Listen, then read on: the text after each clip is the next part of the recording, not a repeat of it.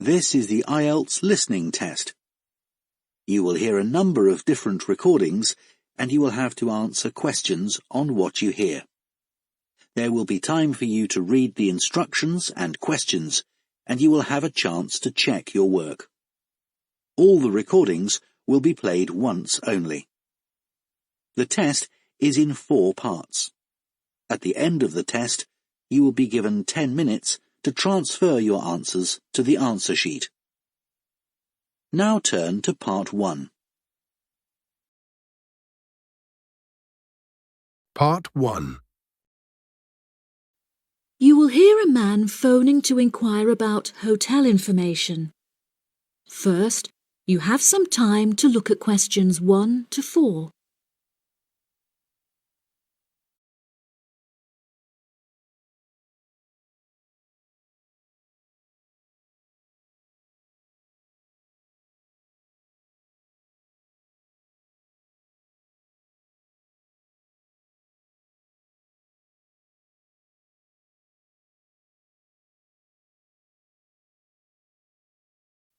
You should answer the questions as you listen because you will not hear the recording a second time.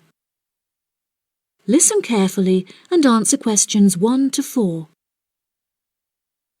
Good afternoon. You're through to reception at the Island Hotel in Crete. How may I help you today? Yes, hello there. I'm hoping to book a double room for my wife and myself for about 2 weeks, from the 25th of April of this year. Firstly, could you tell me whether it's particularly hot during this time? Yes, of course, sir. During late April and early May, the daytime temperature shouldn't exceed 19 degrees Celsius. But the weather has been rather erratic and difficult to predict in recent years, so I am unable to say for certain. Okay, that sounds good. My wife doesn't like going outside when it's very hot. I haven't booked flights yet, but I must say that I'm unfamiliar with Crete and its transport system. Does the hotel provide an airport shuttle service? Yes, sir. We provide a complimentary airport pickup service for all our guests. It takes about 40 minutes to get here from the airport, but it's at least 60 minutes at rush hours. And you will be provided with a fully air-conditioned shuttle bus. Okay, excellent. In that case, do you have any rooms available for the dates I gave you? I shall have a look on the system now for you, sir. Bear with me just a moment. Yes, sir. I can see now that we have several rooms available. Would you prefer a garden view or a sea view? Well, ideally I would like a sea view room with a balcony. But of course that depends on the difference in price. Not to worry, sir. All of our standard double rooms have ensuite facilities and a balcony. If you would like one of our sea view rooms, there is a premium of €60 per night. Okay, so could you tell me the total nightly rate for a standard double room with a sea view? Yes, of course, sir. For the spring months, our rate is €216 per night. For 14 nights altogether, this will come to €3,024. Perfect. I also read on your website that the hotel has gym and spa facilities. Are there any other facilities on offer? Yes, we have a large outdoor infinity pool overlooking the ocean, with luxury sunbeds and a poolside bar.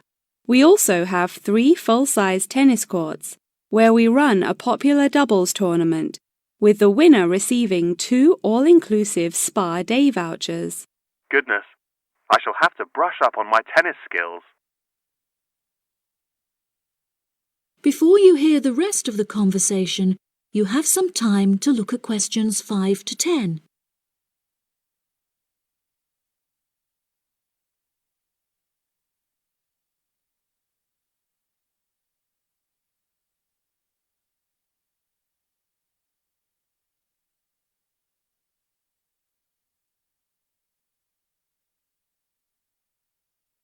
Now listen and answer questions 5 to 10. Are there any other activities organised by the hotel that we can partake in? It's just that it's our wedding anniversary on the 30th of June, and I would like to provide my wife with a perfect romantic getaway. I can assure you, sir, that your wife won't be disappointed. Ours is a 5-star resort which is renowned for its luxury and beauty. In terms of activities, the hotel provides thrice-weekly entertainment. On Tuesdays, guests will take a minibus and partake in learning to cook succulent fish dishes with our Michelin-starred chef Enrique.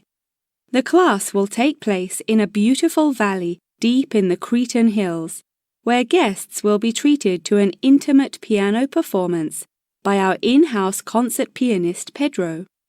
On Wednesdays, a select number of guests will be fortunate enough to explore the mountains by helicopter, before being transported to a tropical Cretan garden by shuttle bus. Finally, on Thursdays, after a fancy dinner, we provide a spectacular fireworks display, which guests can view from the comfort of a cable car. Oh, wow. That all sounds absolutely wonderful. I shall book the room now, and then I need to look at flights so as not to become extortionate. Would you like to take my details now or later?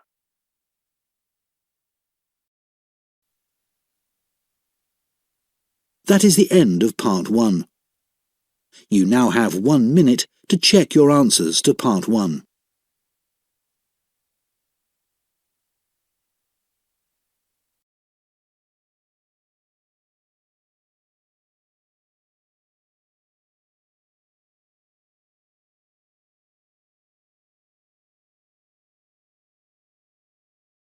Part 2. You will hear part of a podcast for visitors to the popular holiday region called the Trelaw Valley. First, you have some time to look at questions 11 to 14.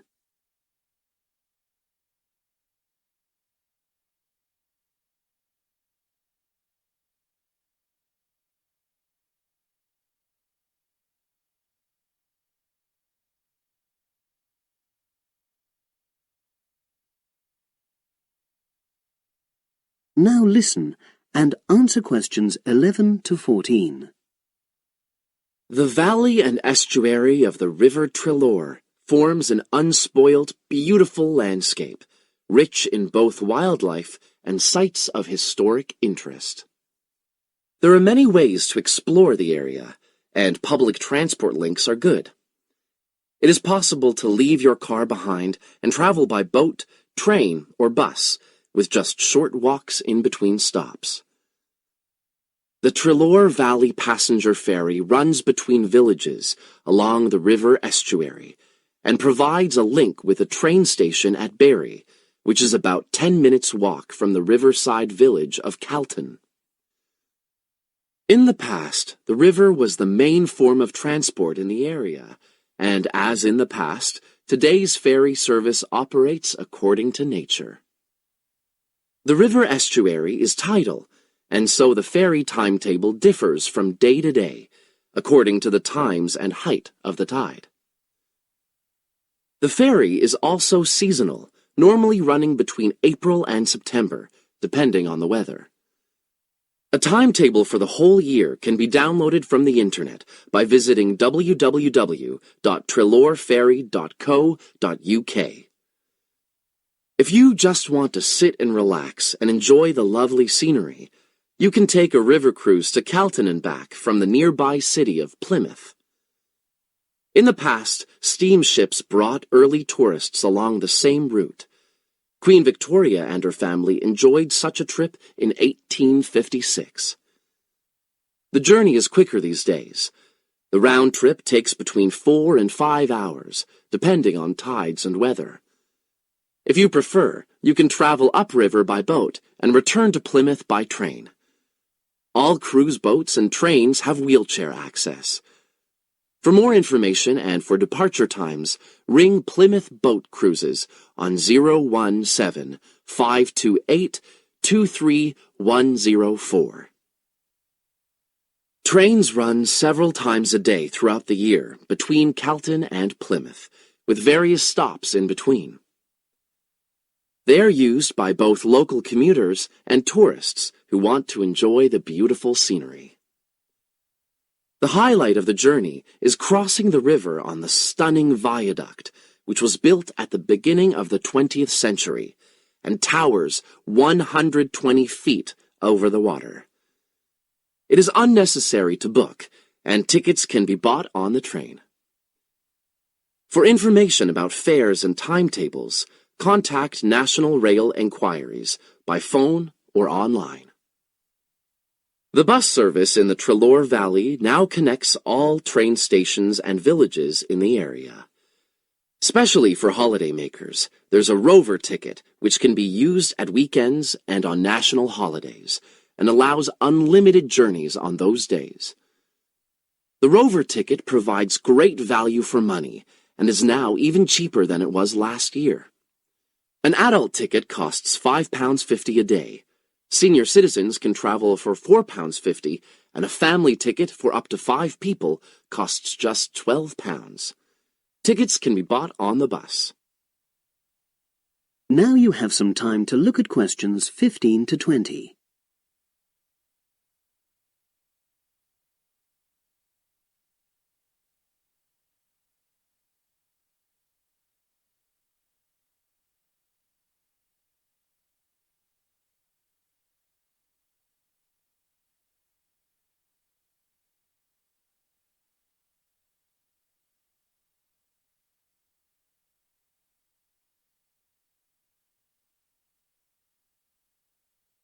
Now listen and answer questions 15 to 20.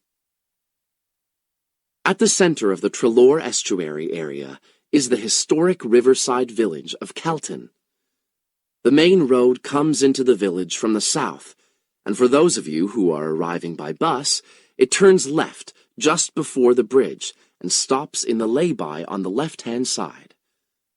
From there, it's just a short walk to Calton's various attractions. If you're arriving by car, you have to leave it in the main car park. Go over the bridge and take the first turning on the right. Then go on until you come to the end of that road. It's the only place to park in Calton, but there's no charge.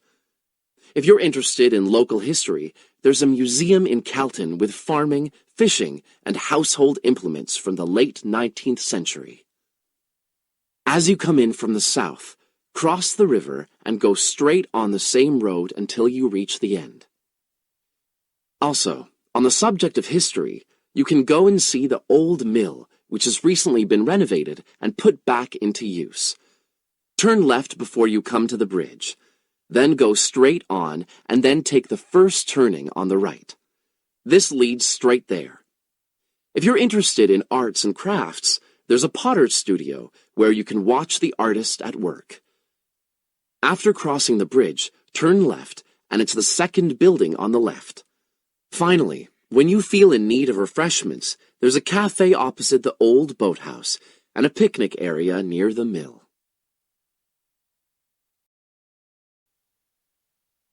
That is the end of Part 2.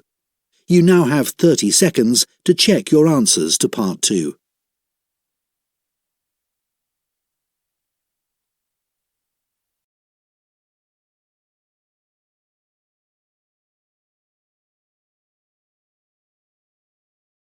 Part 3.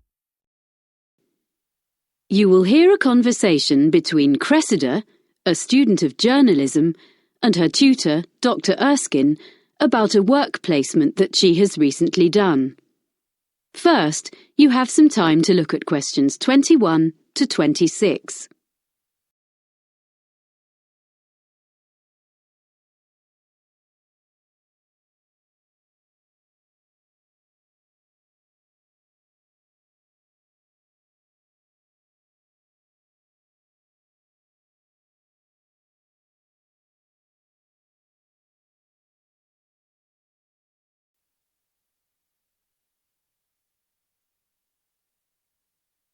Now listen carefully and answer questions 21 to 26. Well, Cressida, that was an interesting presentation you gave yesterday on your placement at the TV News Centre. Thank you, Dr. Erskine. I did work hard on it. Yes, and you did entertain the class. They enjoyed your humour. But you informed them too. But I felt there was a bit of a backstory. You know, something you weren't telling us. So how was it really? Yeah, Well, I learned a lot, as I said. But I think some of the lessons weren't ones I wanted to share with the whole group. I mean, my expectations about what it would be like were too high. I'd been fantasizing a bit about what I'd be doing. I mean, it all worked out okay in the end. But I got off to a bad start. Yes, I heard something similar from the producer, Ainsley Webb, who assessed your performance. He was quite negative about some of the things you did and your initial attitude, I'm afraid. Would you like to give me your version? I didn't prepare properly is the main thing. On my first morning, I hadn't checked my commuting route properly. And I didn't notice that it says the buses don't start till 6. I had to run all the way to the studio, but I was still late, and I looked a mess. Well, better at this stage of your career than later. To be honest, I made the same kind of mistakes when I was your age. But anyway, as I say, I think the presentation yesterday went extremely well, and I will bear that in mind when I grade your work experience overall. Thank you for being so understanding. Right. Now, have you completed your diary of what you did there? Professor Jenkins hasn't received it, he says. Yes, I have finished it, but I wanted to just tidy it up a bit. Some of it was written in a bit of a hurry. I'll email it to him this afternoon. OK, but I'm afraid he says this will have to be the last time you submit late. Journalism is all about deadlines, and if you can't manage them on your course, he can't give you a diploma saying you're competent, can he? Oh, yes, I'll do it straight after this. I didn't realise. Well, he can be a bit abrupt if he's kept waiting. It's the one thing he really doesn't like. Ooh. I'm sure everything is going to be fine. You're getting very good grades on your work, so as long as you remember that. Yes. Now, did you manage okay generally, do you think? Yeah, okay, I think. Well, it took a while to get to grips with all the equipment. Some of it was quite old, not as fast as what we have here in college, and at first I kept thinking it was my fault. I wasn't pressing the right buttons or something. The thing was, none of the TV centre staff asked me if I wanted instructions. If I asked them how to do some particular operation, they were perfectly civil and would show me, and even say thank you for what I did do. But I felt awkward to keep asking. Before you hear the rest of the conversation, you have some time to look at questions 27 to 30.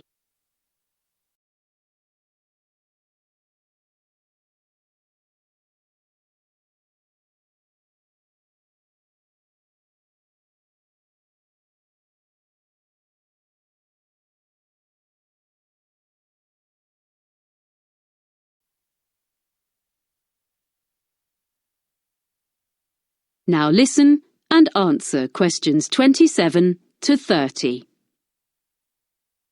Now, well, let's just review where you are, your write-up, and what you're going to include going forward to next term. First of all, did you eventually feel you were given enough to do? The first couple of days were manic. The production team was short of staff, and I was rushing all over the building, taking messages to various people and fetching things. Of course, I didn't know my way around, so I kept ending up in some storeroom or somewhere, instead of the studio I was meant to be in. Or I mistook some important visitor for a colleague because I didn't know who anyone was. Then, after that, things sort of calmed down. So sometimes I was hanging about until someone decided to give me a chore. But I had a piece of luck at the end of the week, because they got a new bit of equipment which was the same as we have in the editing suite here, and I knew how to use it, which none of them did. So that gave me a bit of status. Unfortunately, it meant I spent the next 3 days stuck in the editing suite. But by the end, I'd shown I wasn't just a silly student. So then, when the senior reporter needed someone to go out with him when he went to interview a junior minister, I got to go along, because he knew I could handle the technical side. Well, that's good. Yes. Well, I know I need to learn from my mistakes. I mean, basically, I need to think more about forward planning. But on the other hand, I feel much more confident now. I did survive. I didn't ruin anything. I did actually make a contribution, according to the producer. Ah. One thing I want to take forward to my final assignment, though, is some reflections on ethics. Yes? I had a bit of an argument with one of the senior presenters. He was editing part of an interview, and he just changed something someone said. Ah. When I questioned him, he just snubbed me. And I mean, this wasn't some public relations expert or government professional spokesperson. It was like a member of the public. But he said, oh, they never remember what they said anyway. You want to develop this into part of your final assignment? It would be a very positive line. I can give you some references. Oh, thanks. That would be great. That is the end of Part 3. You now have 30 seconds to check your answers to Part 3.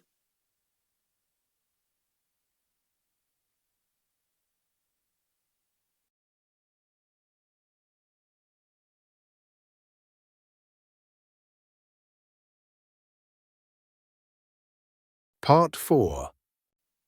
You will hear the first lecture of a course in development studies. First, you have some time to look at questions 31 to 40.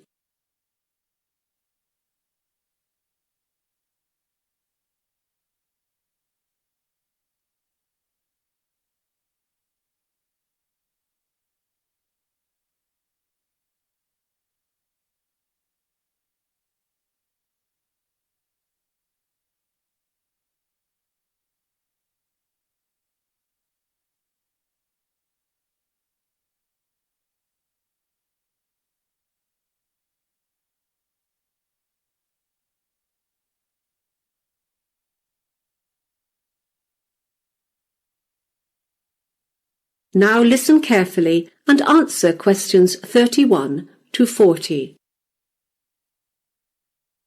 Good morning, everyone, and welcome to your first lecture in Development Studies. Development Studies as a discipline can be boiled down to a couple of core objectives. Basically, we are trying to understand how it is that societies experience particular kinds of change and how they progress as they develop. We're also trying to go beyond that, however, and work out how different sorts of actions can facilitate or even encourage these changes to happen. To achieve these objectives, there are two key approaches that underpin development studies. Firstly, there's a theoretical approach, which is all about the how of change. With theory, we can explore some of the big questions. What kind of change should we aspire to, and how can this be achieved? But we don't just talk. We've also got to apply some of this thinking. So, through the applied approach, we're looking at specific policies and trying to understand how they can most effectively be put into place. Although we try not to limit ourselves, we do focus on a few key areas. Due to our location, for example, the Asia-Pacific region is an important area of research for us. At the moment, we're doing a lot of work on urbanization, and there are two elements to this. One is employment, as urbanization leads to major employment problems, and the other is housing.